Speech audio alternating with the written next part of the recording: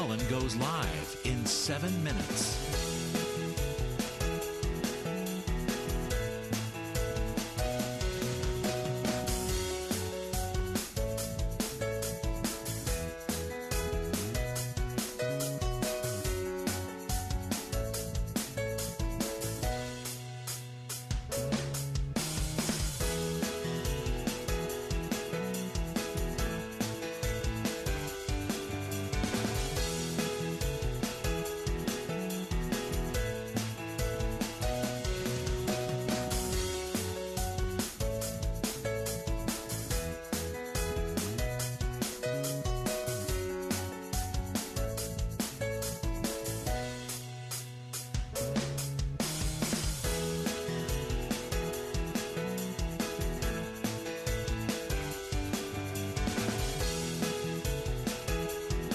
Lynn Cullen goes live in 6 minutes.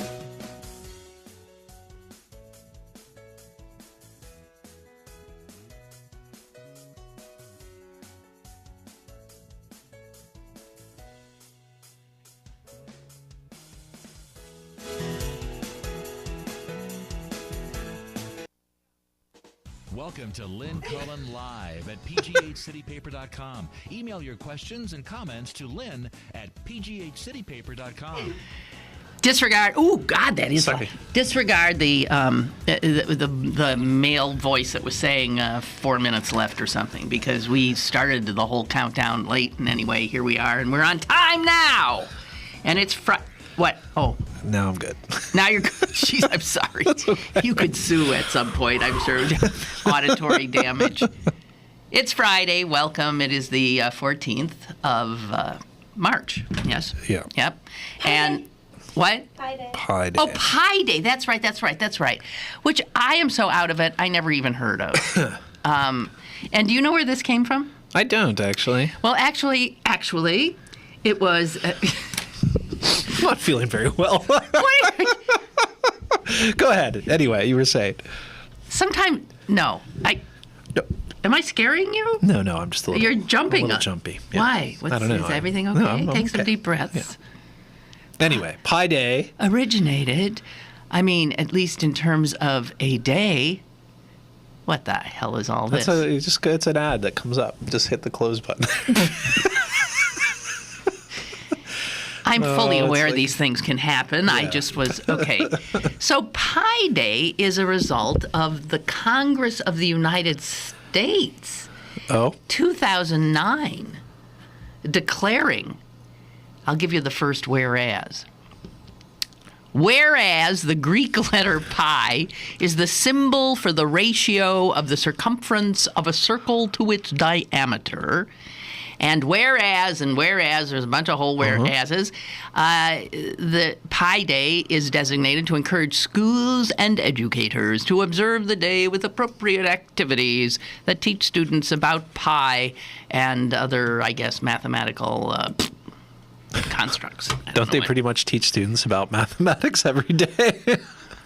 Every day is Pi Day. Yes, that is true. If we're at the point of encouraging schools to actually teach mathematics, we've jumped the shark, I believe. Yeah. I know we have to encourage schools to teach science, but math now too. And I'm such a dunderhead when it comes to pi and all that. I don't understand the beauty of it. I don't get it. I know it's 3.14 and goes on and on and on and on forever and ever and ever. That's right.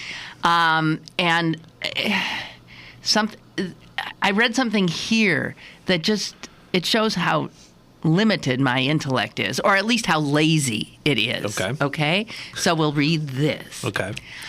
One of the most surprising relations is about how pi connects river flow with bird flight. Imagine a river flowing in uniformly erodible sand under the influence of a gentle slope. The sand can be moved, though not easily, by the pressures of the river flow. Over time, the river's actual length, divided by the straight line distance from beginning to end, that as the crow flies, that is, will tend toward pi. If you guessed that the circle might be a cause, you would be right.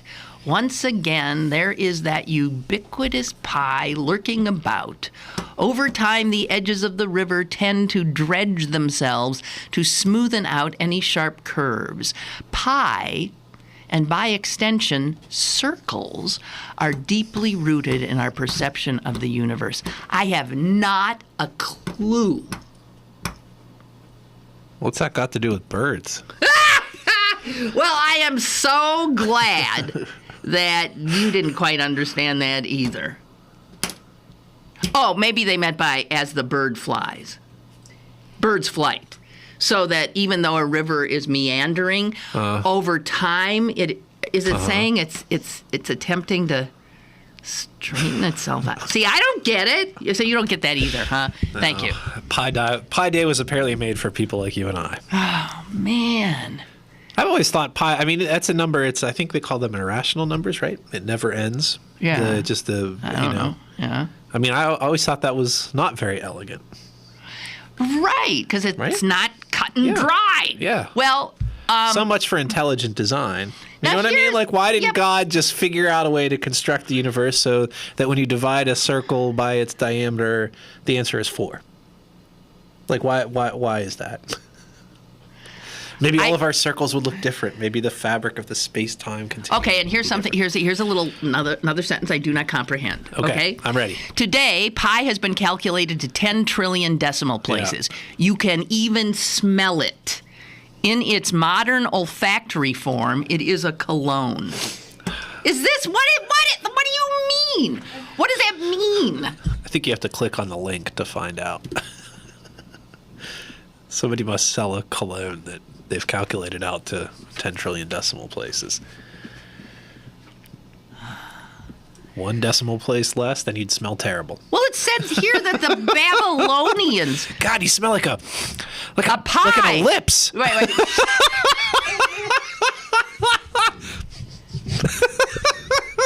What are you, some kind of? Did you step in like a rhombus this morning on your way to work? Oh, this is going way the whole thing. I feel like I've fallen into some deep hole. But it says that the Babylonians were already thinking about pi. Yeah.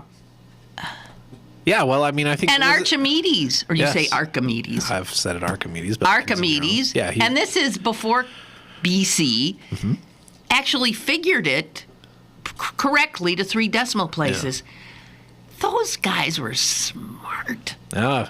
I mean, What to were me, they- the most impressive feat of Greek mathematics was calculating the circumference of the Earth using nothing more than a shadow down a well. Aristophanes, I believe. And he was close. He was like within 1,000 miles.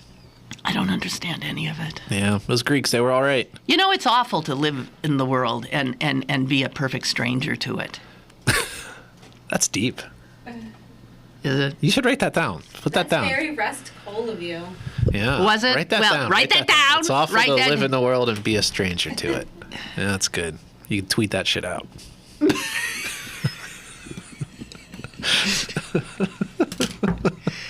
Oh, dear. Ugh. So anyway, enough with Pi Day, I guess. Yeah. I don't even understand. Okay, so what is pi? It's the circumference of a circle when divided by its diameter. It just essentially expresses a ratio between the diameter and the circumference. if you took a and string, it's always, if you no took a matter string what and- circle, it's always comes out to 3.14159. Well, ain't that strange? Whoa, God. And why did they call it pi? It's just a letter in the Greek alphabet. I know it's just why. a letter They in do the that all the Greek time. They always have, like if you're Well, so- measuring ohms. Oh, this is going to be a science call. This will be somebody who really knows math. Oh, yeah. Hello. How you doing today? Good. Fine. Hey, you're talking about science and how smart people are, which I agree they are, but they say the sun, we only understand it 14% of that big fireball in the sky, and this scientist says it could come down and burn us to the crisp any time, and they wouldn't know why. well, they'd be dead, but I'm just saying it. Yeah, I was going to It's say, amazing that how much we don't know about things in outer space, and Yeah. Well, the sun isn't gonna drop on us. Hey, just because it hasn't so far. well, we're only doesn't mean- protected by some magnetic field. Yeah, But, I got enough to worry about. Okay. I'm just saying that's what he said. I thought we knew more about the outer space than that, but he Yeah. says like lighting a match in a dark basement. You don't know what's down there. Yeah, or that's up right. there. Yeah. That's Well, right. that- Solar activity is like like scientists are baffled by why there's been so little solar activity. It may have something to do with this cold weather we've been experiencing, in fact. Jeez. So, in other words, we're all sort of wandering around with We are. out a clue, huh? Yes. All Yeah. right. Well, thank you. Thank you. I have one other thing to say. Go with it. This jet in Malaysia. Yeah. They're Where? worrying about it so much, but there was 200 ships and planes that disappeared into Lake Michigan. When? So I mean, it's throughout not its history. unusual to have a plane vanish into thin air. Yeah. Okay. All right. Okay, only- we'll see. All right. So, And only one of those ships has been commemorated in a song by Gordon Lightfoot. That's the tragedy. Actually, I think that was Lake Erie. He said Lake Michigan. no, I think that was Superior. Oh, you could be right. The natives call it. The natives call it Gitchi Goomy. Yeah. I don't think it's Gitchi Goomy. Whatever I the hell think it Gitchi was. Goomy is from a remember that. Longfellow poem. Oh, really? By Well, the you know shores what? of- Gordon Lightfoot and Longfellow, two Yeah. towering geniuses of our literary tradition. I think wasn't one of Doug Hurth's bits he said you could sing anything to the melody of the Wreck of the Edmund Fitzgerald. Yeah. So, like, give me the tune of the Edmund Fitzgerald. Okay, I got it. Yeah. The field of Democrats seeking to unseat Governor Tom Corbett in Saturday as John Hanger. No. A former state environmental bird Yeah, that's not bad. ended his campaign.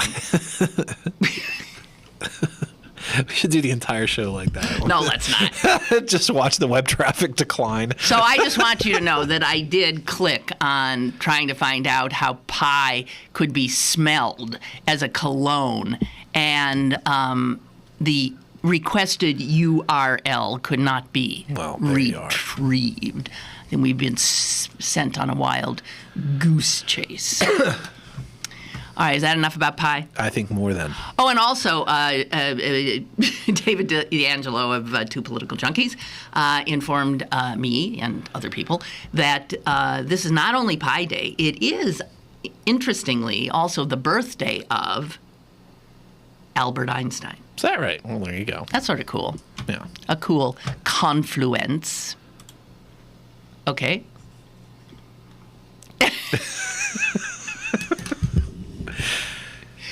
Oh, this is big. This just in. Whoop. Fitzgerald to crown Miss Smiling Irish Eyes. You don't like fracking? Take this, you little brat. Oh, my God. Okay, now speaking of the teaching of math and the teaching of science, this guy taking over what Carl Sagan started. Neil deGrasse Tyson. Yeah. Yeah, Neil deGrasse Tyson. Yeah. And that airs on the Fox network It does. as opposed to PBS, which is Yes. where Sagan was doing his shtick.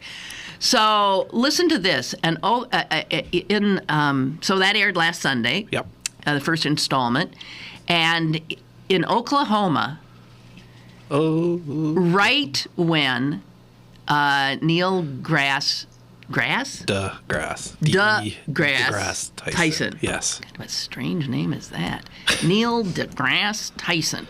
And as soon as he got to mentioning something about evolution, there was a station in Oklahoma that, literally cut out of it. And what did they do instead? They went to a commercial break. They started selling aluminum siding or something. Oddly enough, the commercial was for birth control. So something of a push for the audience there in Oklahoma. Do you believe it? And I do. then returned Yes. just as he stopped this heresy. That's great. And the station refuses to say that it did that. It's called it some kind of a technological glitch. The amazing thing about that is I did not see the show I did not either. itself, but He saw from what I it, understand yeah. is a big burden of what he's been saying is you can't pick and choose which science to believe in. But apparently you can, as long as you own this Fox affiliate in a red Wherever state in Oklahoma. media market. Yeah, Oklahoma. And I can't, for some reason, bring up the whole story here, but yeah, unbelievable. So they were all set to go. They must have. I don't know how it works. Did they Did they see like a copy of the script? Maybe they would have been given. So they were ready to advance. like push the button. Maybe so. Or was it like, oh my God, no! They were He's ready. about to say we're condescended from monkeys. Hit the button. Right, one way or the other. But isn't that something? And that is how you keep a population stupid. Yeah. Okay, I can't find it. Server can't be found. URL can't be found. The internet's down. Does that mean we don't exist right now? No, we do. Oh. We just have the caller. Oh yeah, that's right. Why our internet? They have Wait a the minute. internet. Right. So our internet is down? Yeah, upstairs and down here. Really? It's a fine system they have here. Hey. Hey. All the money we don't spend on our internet hosting fees goes right to my salary. So anyway, I did mention that the number of people seeking the Democratic nomination for the governor is also 3.14159, and just the number goes off into infinity. You cannot tell precisely how many Democrats are actually running for governor at any one although point. one fewer. Yes, it's one less than it was. That's right. By his own admission, John Hanger, a good man. Yeah. And he's pulling out for the exact same reason I said. I think this thing is over before anybody's out of the gate. He said those ads from Tom Wolfe, a guy who none of us ever even heard of a month ago, are just, as he called them, startlingly effective. Yes. Yeah. And they are. Yep. I think it'll be interesting to see if anybody overcomes them. And I mean, already you see all our politicos here on the bandwagon early. Yes. I'm sort of shocked by that. Peduto jumping on, Fitzgerald jumping on, Doyle jumping on. Yep. And I don't know if they've made the calculation that he's unstoppable. They absolutely have. That's it. We got another call. Hello? Your show just went away, too. Wait, now our internet is back, but everybody else's is gone? That's awesome. That's bad. Oh, there. I see you now, Okay.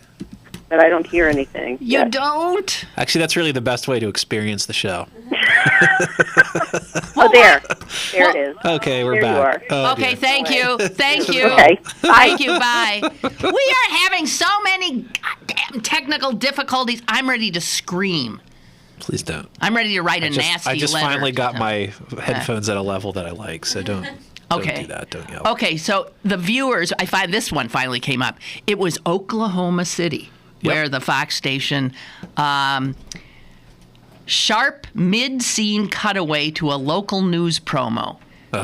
After about 15 seconds, when Tyson had finished talking about the human transition to standing on 2 feet, the station returned to the show. So it was literally just, it was 15 seconds he mentioned evolution, and they knocked it out. Boy, it's a good thing he hasn't talked about the Earth not being at the center of the solar system. Yeah, right. Because they're going to have to really go dump the ahead. truck out of there. Hi, Lynn. Hi. This is Joe from the city. Joe from the city. Yeah, I send you all kinds of crazy Yes, stuff. you do, Joe. Hey, listen. We were notified today by our acting chief.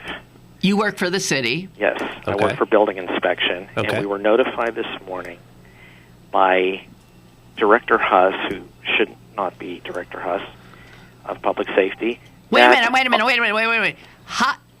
Building inspections is under... Yeah, it's under public safety. Yeah, we're under public safety. Yeah. Well, Well, technically anyway, everything. we were notified this morning that Peduto's nomination for our chief, Maura Kennedy, will be starting on Monday.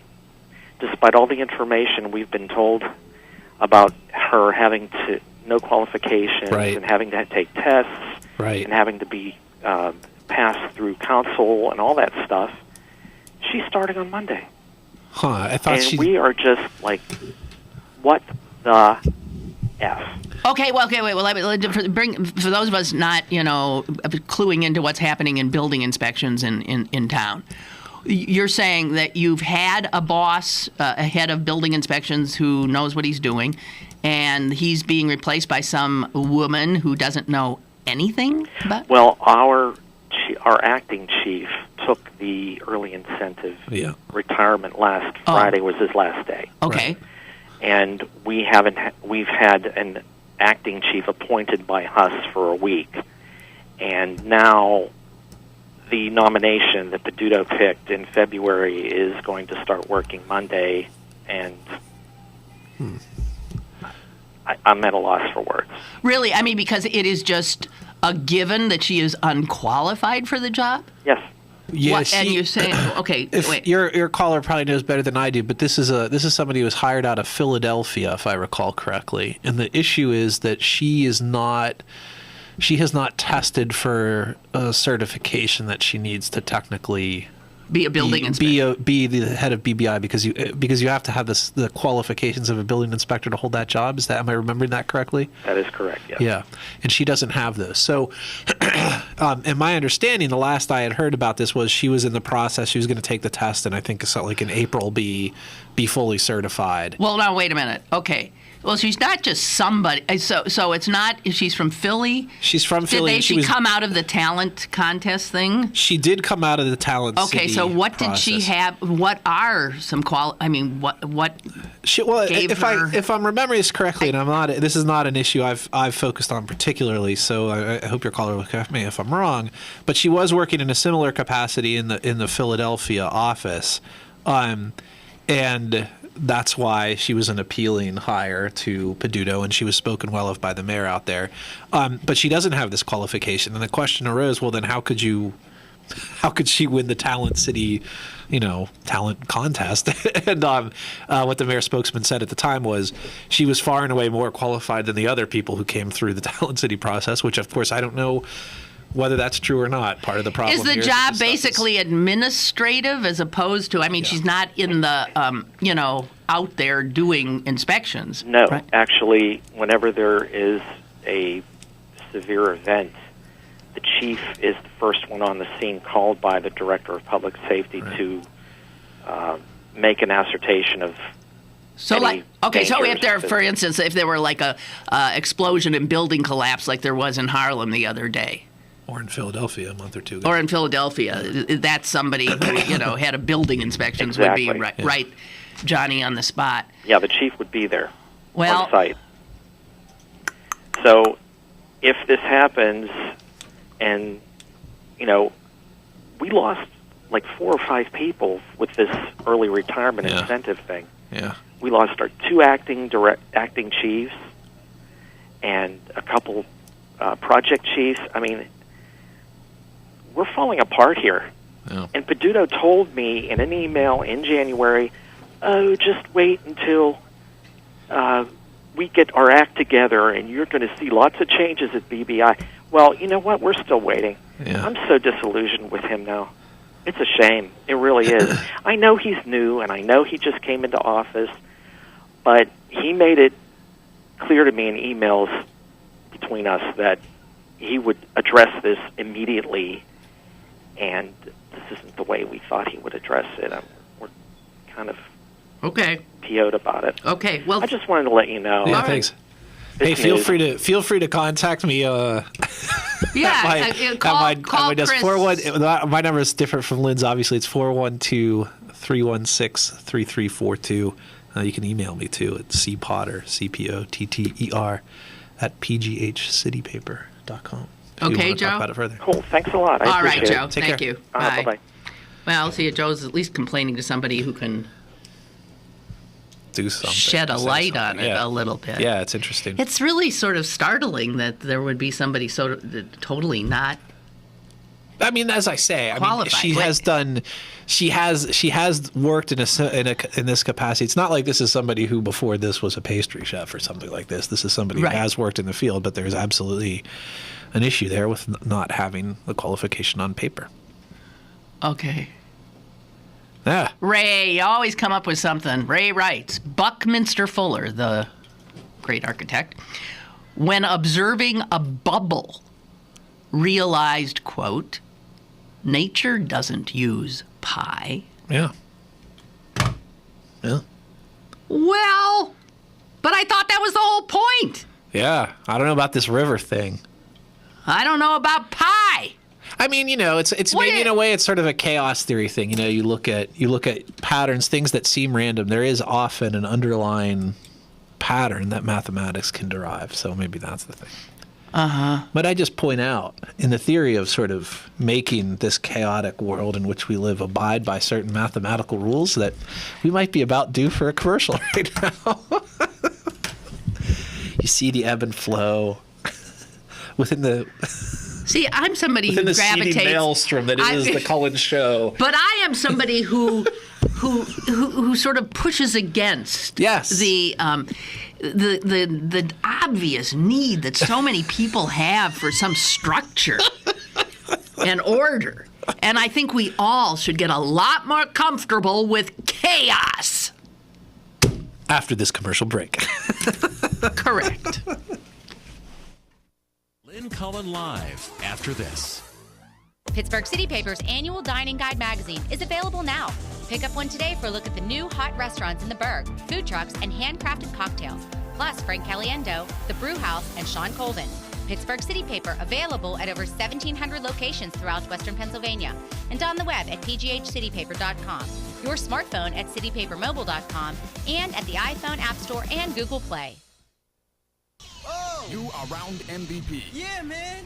Yo, Drew, I finally got round MVP. Round MVP. No way. That was some ownage. Finally earning round MVP takes determination. So will getting into college. I've got what it takes. So do you. Visit knowhowtogo.org to learn what you should be doing right now to prepare for college. Start taking the steps at knowhowtogo.org. Brought to you by the American Council on Education, Lumina Foundation, and the Ad Council. Now, it's back to Lynn Cullen live at pghcitypaper.com. Why, hello. Fancy meeting you here. All right, this is another email. Lynn, good morning. As a boy, I read The Adventures of Tintin comic books. Tintin, actually. Isn't he French? I think he's Belgian. I think the guy who did that. Yeah, I guess so. Yeah. Anyway, around here, these parts, we say Tintin. And I swear, now that Flight 370 has been gone so long, I've been finding more and more discussion on the web among people having the same idea I've had. Namely, what if this could be something like one of Tintin's last adventures? Yes. Flight 714. It's all there. In that adventure, which takes place in that small part of the world concerning a flight from Jakarta or Singapore, somewhere around there, down to Sydney, Australia, a billionaire's private jet gets hijacked. It is landed on a tiny island which has a runway, but the runway is too short. However, the end of the runway is fitted with a super strong, super stretchy net, which is able to catch the jet before it rolls out into the ocean. Until we learn more about Flight 370, this is the best outcome I can imagine. It's the theory I prefer, and I'm sticking with it. Cheers, Bill. Actually, CNN is proffering today in its efforts to never cover anything but this story, that people are wondering, is it conceivable that this plane landed on some little island somewhere where and that this plane is intended for future use? Yes. Yeah. That's been going around a couple days. Now, if that is the case, that is really... Yeah, and then you wonder scary. about the people on it, yeah. And then what would have happened to the people? Yeah. So that's getting sort of close to the whole lost thing. Yeah, right. Jeez, what do isn't it? It really is unbelievable. My son told me he came home for spring break, and he said that his best friend is from Malaysia, and his best friend's uncle is a pilot for Malaysian Air. And he said they are just freaking flummoxed. Right. It is amazing when you think about how interconnected this world, how there is, you've got these satellites, you've got these radars, that you got can all still this stuff, disappear. that something just can literally. It's hard to believe because we've come to think that there's no hiding, that there's no way they don't know where you are at any given time, and now we have reason to believe that, well, I mean, it's so true.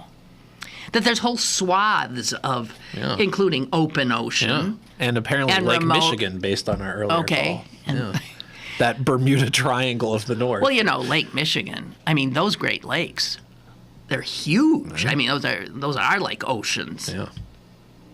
They're impressive bodies. Aren't those that is the greatest freshwater lakes in the world? I think so. I believe so, too. Okay. Moving on. I love this. I love that Obama has just said, screw this. I'm signing this executive order telling the Labor Department to rework this stuff because enough is enough where employers, and I have seen this happen so many times in my work life. Some poor schmo, let's say in a newsroom in a city I won't name, right? Some poor hardworking schmo who's working 60 hours a week and is making $12,000 a year.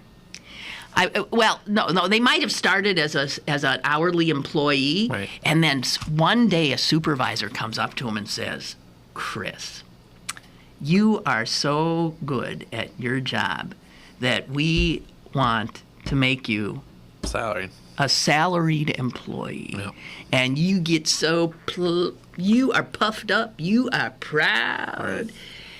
Then you get your first paycheck. And you're making less than you were as an hourly employee. In fact, you're making a lot less than you were. So all of this has been abused and misused to screw employees left and right. And Obama's about to start the process where this can be corrected.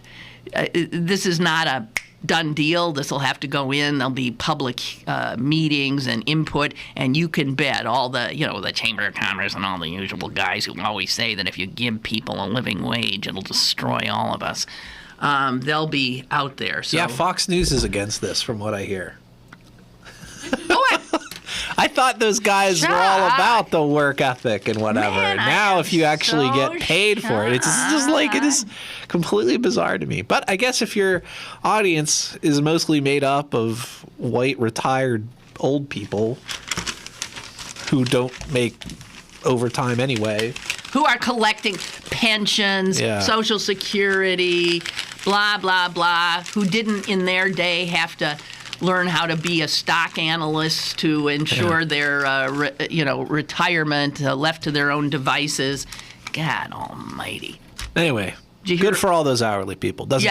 And for those salaried people getting screwed up. Of course, I'm management, so...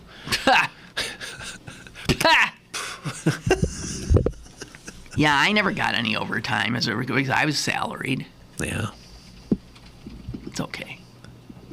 It's okay for me, but I see what happens to people and they get screwed. They got no more, they're called management, and they are no more powerful than the lowest peon. What? Anyway, do you know May Keene? May Keene. Nope. She's dead. No, you can't. Well, it's sad. I'm sorry to hear it. Yeah, you can't know. But man, did she live long. Yeah. 107. Well, there you go. Yeah. And it's amazing to live so long with no teeth. She had...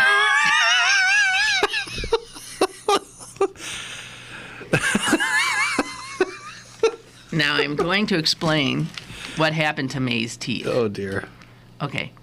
So she was a very young, lovely woman living in, I believe, somewhere in the Middlebury, Connecticut or something. There you go. Uh-huh. Or somewhere up there.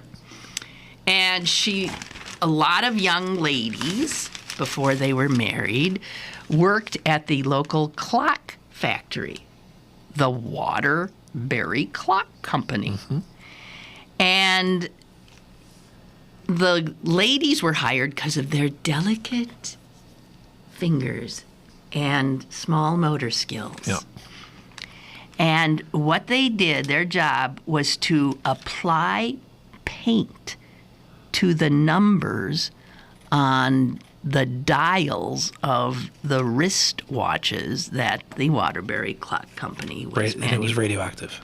That's my guess. Well, thank you very much for destroying the I was right? Okay, sorry. Yeah.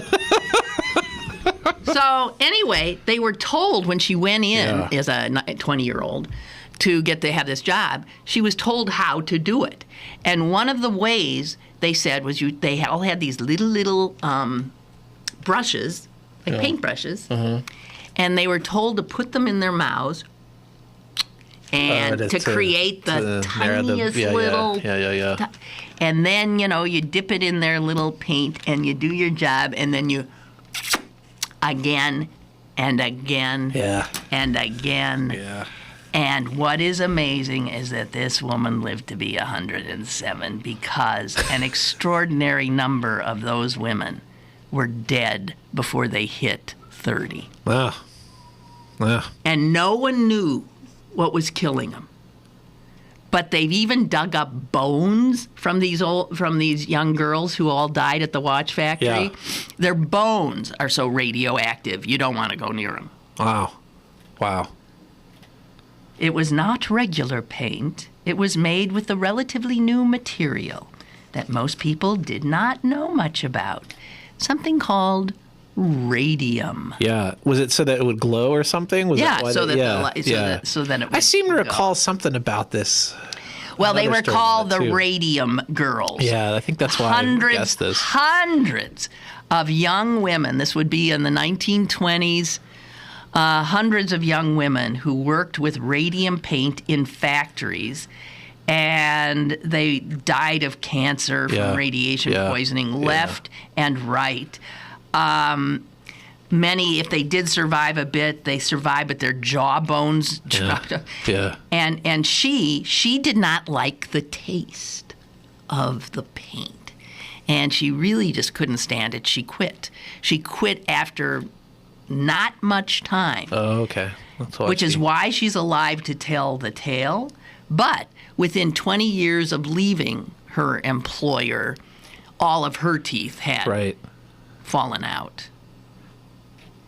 So this reminds me of I had a stint removing asbestos.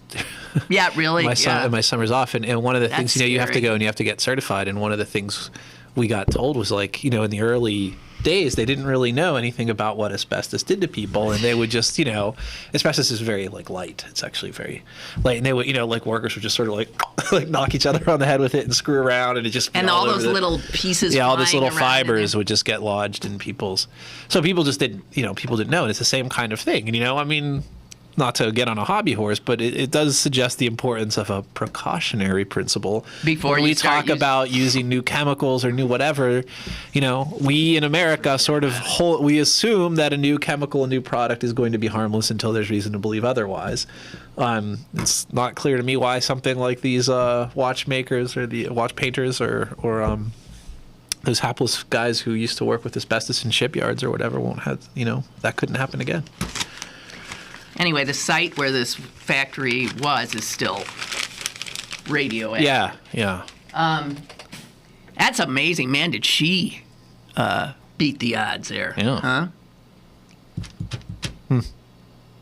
Didn't lose her life, but she did lose her teeth. All right. And she got an Obit in the New York Times. Yeah. That's pretty cool. That turned out to be a not funny story. When you first said, it's amazing how long you can live without teeth, I thought that was funny. But that was not funny, and now I feel like a jerk. No, you don't have to feel like a jerk. I do feel like a jerk. Okay, so Is there something we should be talking about here? Oh, yes, that cop thing. Yeah, police residency. I was. Oh, yeah. I'm sorry.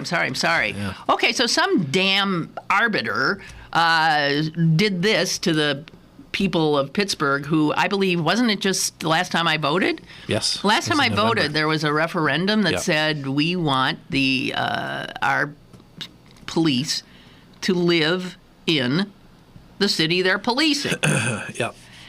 And I think that was pretty overwhelmingly approved. 3 or 4 to 1 was the margin. 3 or 4 to 1. Well, forget that, because some arbiter, who is this jerk?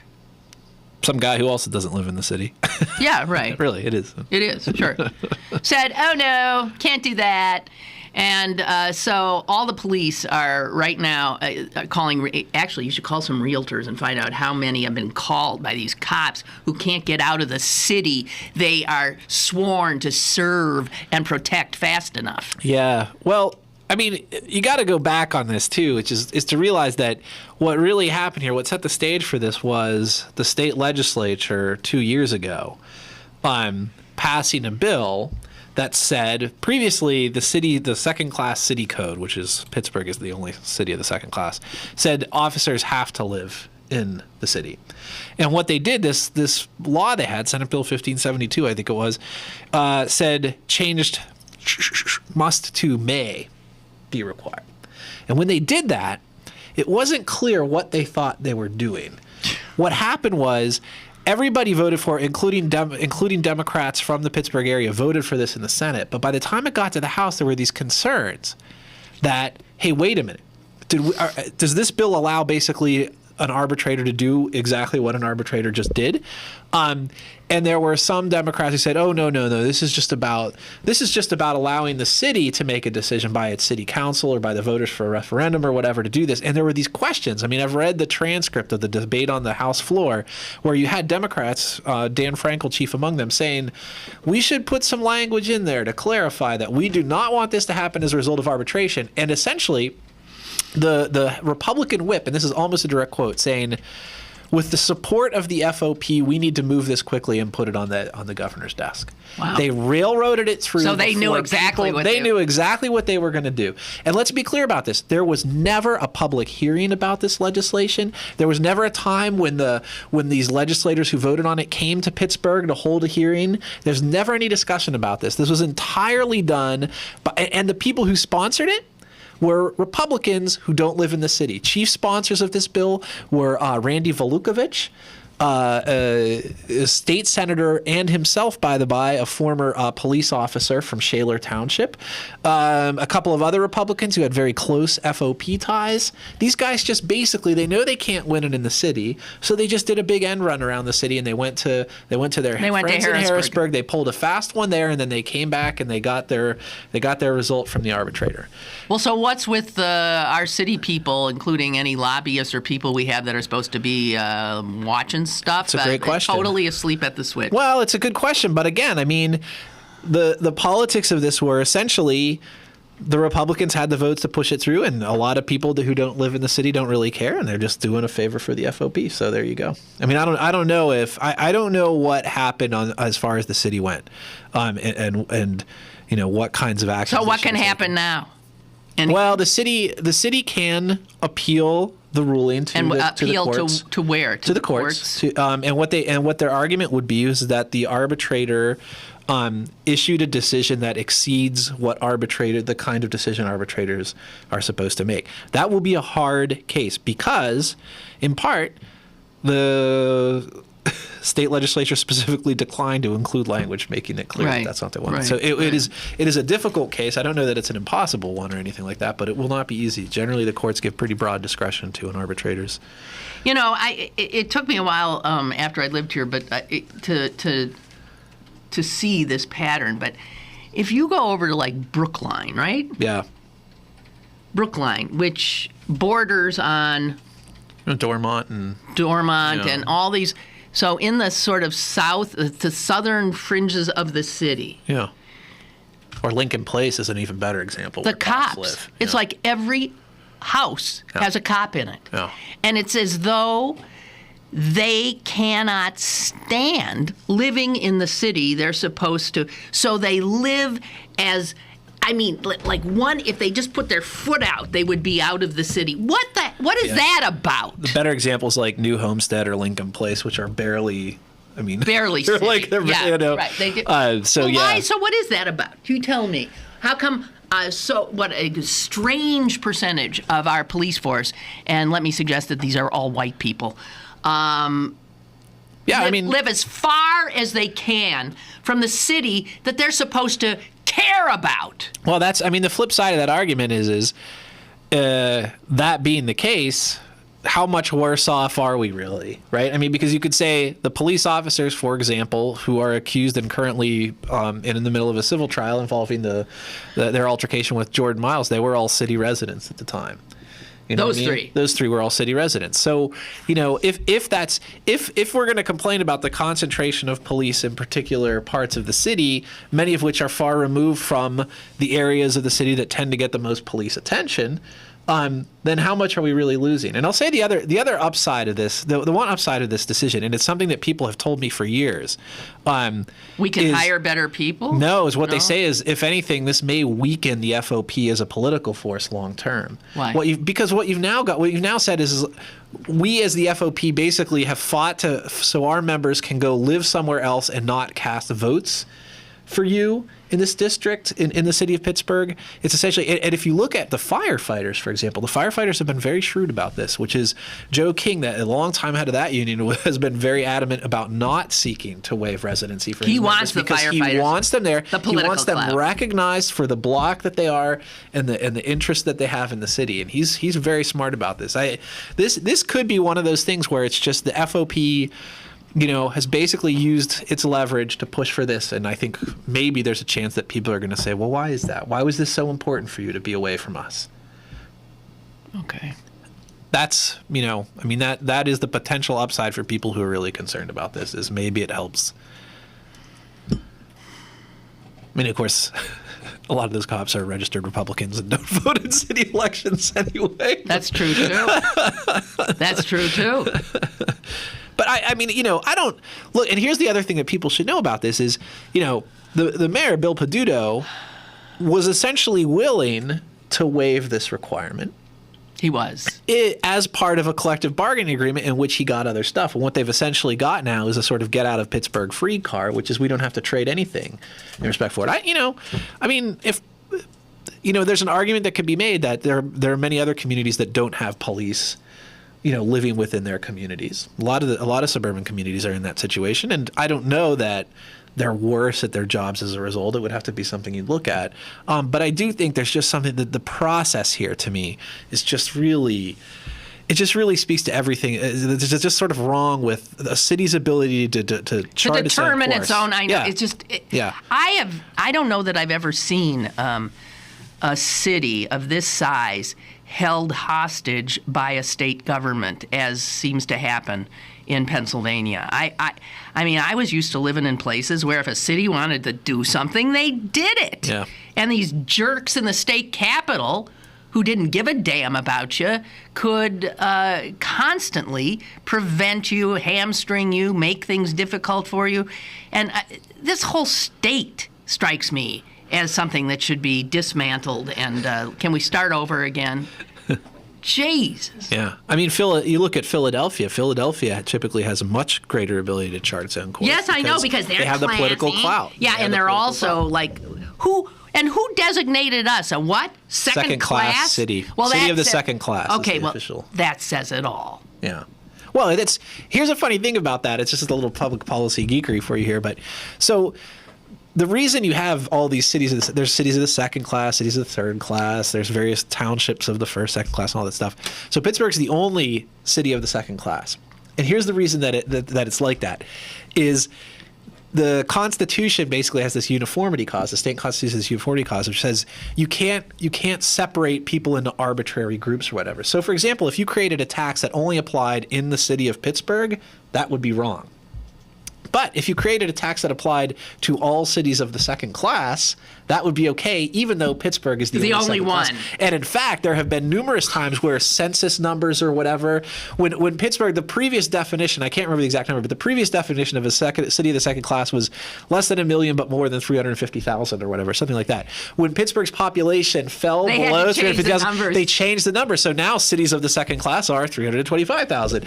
So it's this totally arbitrary, goofy thing that's set up to prevent to on paper be in compliance with the Constitution while actually carving out special rules for it. It just makes me angry.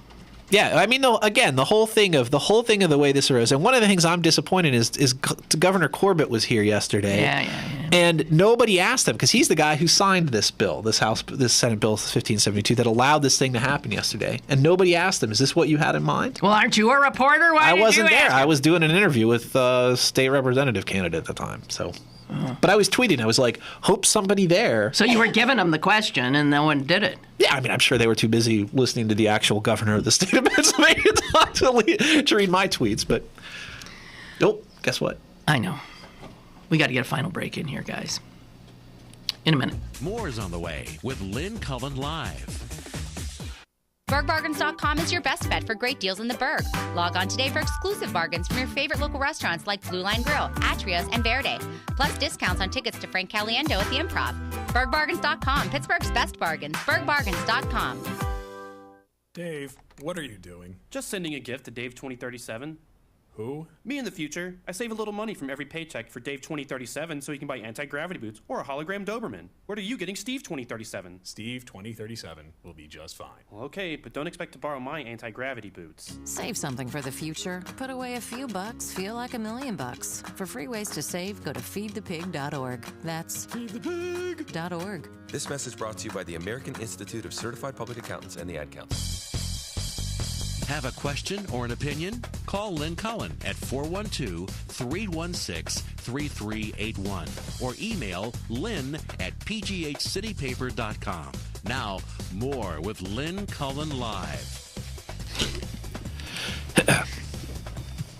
All right, little bit of time left here.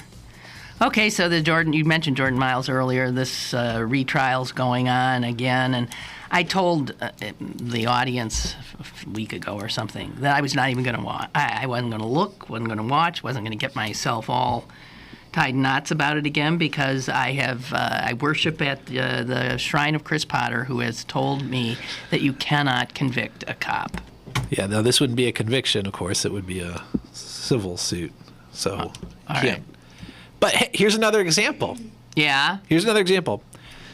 8-person jury. All white. Not only all white. I went and looked. So who are these With people? the exception of one juror who comes from Mount Washington. They're not even in the city. There are no other city representation on this juror. And in fact, not only are they all white, they all come from nearly all white communities. I looked at the neighborhoods. I looked at the census data for the communities. How is that a jury of your friggin' peers? Because here's the issue, and none of these communities, all of them had less than 5% black population. There was one that had 0, not a single African American in their community. So how does this happen? It happens because this is a trial in the federal district of Western Pennsylvania, which is a huge and white area. Yeah, and essentially this is the sort of southern jurisdiction of that. So it's taken from a 13-county area in southwestern Pennsylvania, and most of those counties are predominantly white rural areas. But I mean, just the way it works, what about a jury of your peers? This is a young black man. This happened in an urban neighborhood that these jurors probably have never stepped foot in because they'd be scared out of their minds. You may remember there was some talk the last time there was a jury where one of the jurors said something like, Homewood is being this place where you could get out and get gunned down at any second or whatever. Oh, so God. Yeah, I mean it's tough. I mean it's not shenanigans, right? I mean this is just when you draw from this geographic area, you're going to get a preponderance. And the other thing we know, courtesy of Rich Lord, the Post-Gazette federal court reporter, is there was one African American woman who lived in East Liberty who could have been seated on this jury, but she acknowledged having strong feelings about the case, as is perhaps not surprising. It happened so a stone's throw from where she lives. The one African American who gets knocked off because she admits she has strong feelings about the case. Right. And she should be on that jury with her strong feelings. I can't. How can this poor kid go through this again? Jeez. So here we have, but it's great. I've sort of been thinking about writing a piece about this. Here we have, on the one hand, a bunch of rural white people who don't live in the city and don't have a stake in it, making a decision about police discipline. And at the same time, we have the police themselves potentially being empowered to move by a bunch of rural white people who happen to sit in the state legislature who also don't have a strong vested interest in what happens here.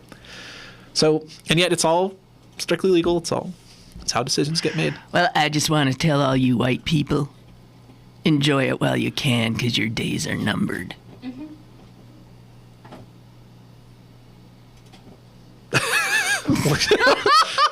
What does that mean? I'm sick of white people rigging everything for their own. No, your days are numbered.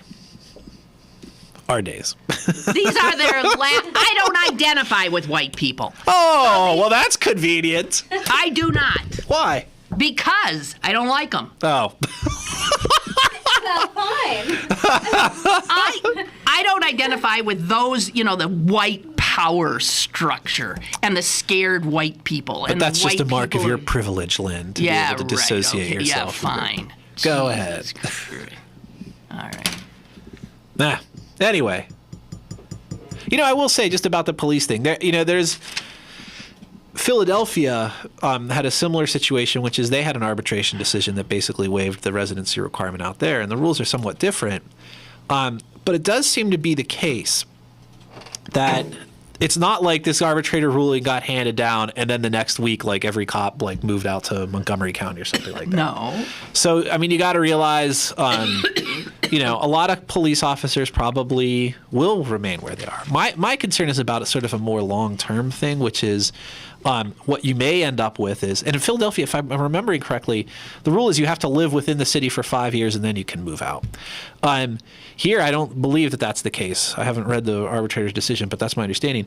My concern would be down the road as we try to recruit more and more police officers. What you're going to get is you're going to get police officers from outlying municipalities, say Upper St. Clair, just because it's where I grew up, who are going to take the job but stay where they're at, and then never have had exposure to the city. That's the concern that I have. The ones that are on the force right now, they've already been working in the city, whatever. And as we've said, they live outside the neighborhoods that are most likely to need police attention anyway. So it's maybe not such a difference for them. I think for me, it's the longer term effect of having police officers who have never understood the city as anything other than the place to go and work and arrest people.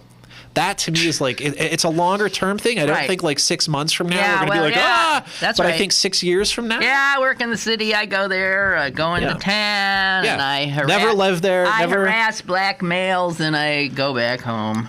That to me is where the issue is. But we'll see. It maddens me. It really makes me crazy. All right. Well, never mind. You got a letter here about it, an email. Okay, another email asking if this will come up on the 4802 tonight on Channel 13. I suspect it would. Would they not discuss I suspect this will definitely be a topic, and you will hear opposing points of view. The emailer says, I'm sad at this decision. But to play devil's advocate, I read that some of the cops are concerned about their kids' safety, particularly in schools. This rings hard for me. I can sympathize with this. What are your thoughts on that? I've heard... Have you heard of it being a problem? I have never heard of that being a problem. That is such bullshit. Yeah, I have... It's hard to say. I mean, you can't say it never happened, but you would have thought that somebody would have come forward to make this case and say, Look what happened to little Johnny Yeah. so-and-so. There's no anecdotal evidence to this. And here's the other thing. Since all these cops who so don't like the city they're supposed to be serving, live in the liliest white areas and neighborhoods, my guess is that they don't encounter many of the African Americans who they disproportionately harass and arrest and would maybe have an axe to grind. Later on, they will. I mean, maybe not at the elementary school level, but by high school or whatever. I mean, the district is mostly African American. You know what? Fine. Then send your kid to Saint somebody or other. And a lot of them do precisely that. That is right. But I guess I presume if they're a police officer here, they would say right now is I don't feel. Why should I have to pay to send my child to a private school so they can feel safe? Well, how about stop beating up defenseless black people, and then maybe your kids wouldn't be in jeopardy. But you understand what their response is going to be, which is, I'm not worried about. I've never been accused of beating a da-da-da, and I'm not worried about that. What I'm worried about is the person I do, the drug kingpin or the violent predator who I do bring in, and he's got a son in the schools or a nephew in the schools. I just want to say this. If you're so scared, then don't be a cop. No. I mean, I think... No, again, that is enough. If there were an officer here, it's not my safety. Should I have been terrified It's my child's for safety. What about my child? Yeah, but should I have been terrified of my child because I made enemies left and right on the radio? Powerful people. Who knows what they could have done to my poor child? Yeah, I'm sick and tired of all the fear mongering and then just bullshit and hiding behind your kids as an excuse. Oh, I am a developing child and I don't like to... Screw it! That is not really what this is about. That is bull. I will... Lynn, having settled the question, I would just say I would find it a more defensible position or a more valid concern if I were aware of a case. Yes. Where that had happened, and if it's there, somebody within the sound of my voice would like to make me aware of such a situation, I would be happy to look into it and report on it. But I just am surprised that for all the years that I have heard this concerned voice, you never heard. I have never seen an actual incident of it. And that tells you a whole lot. This is manufactured. What bullshit. Oh, I'm a police officer and I regularly beat up black kids, but I am so scared for my little white child. My poor little white child entering. I'm just going to say that argument ain't going to win you any points on 4802 tonight, but I'll be watching. Well, maybe I'll refine it before I would suggest you do. Yes, for the public radio television audience tonight, I will definitely, I don't know. I still think bull. I can't say bullshit. I can't even say bull on. Really? Well, I don't think so, because the one time I said hell, like, oh my God, people like, I mean, like your fellow panelists. And then right after the show was over, some guy came running into the studio who was like a floor hand guy, and he said, "Hey, I heard, did you swear? Did you swear?" I said, "I'm in another universe here, aren't I? Get it." Can you really not say hell on TV? Public television is worse than commercial television. They're so friggin' uptight. That's weird. Yes, here we are, public television. Next time you get up to talk, they'll just cut to a commercial. I know. Oh, crap, she's going on about the cops. Let's just boop. They'll go to a Downton Abbey promotion. Wait, we got to throw in one more email. See, here's somebody else who's like... No, when I said white people's days are numbered.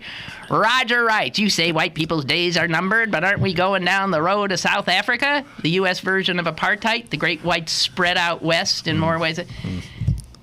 We've been self-segregating for a gazillion years here. Although, I mean, if you look at it, the demographic patterns are at a place like Texas. It's becoming more and more, more and more a Hispanic state. So that's right. Yeah. You know what? Unless you white people start fucking a little more, there's no getting around these demographics. I mean, none. Because those brown people, they do. Well, what you see happening is a sort of psychological and physical enclave. I guess the sort of apartheid is probably a loaded example, but what you definitely do see are Republicans in a variety of ways, conservatives in a variety of ways, trying to just sort of opt out of this society. So you have these secession movements in Colorado or Maryland. You have this thing that happened in Arizona where they tried to sort of carve out this religious exemption for themselves, so they just don't have to play by the rules that they don't want to follow.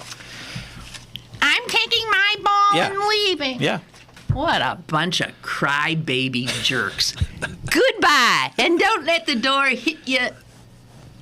In the posterior. So you got to start practicing for tonight. In your hind quarters. There you go. Now you got it. You're going to be great tonight. Okay. And that's on tonight at 7:30. 7:30 p.m. Be there. Be there or be square. Are we done? Oh, yeah.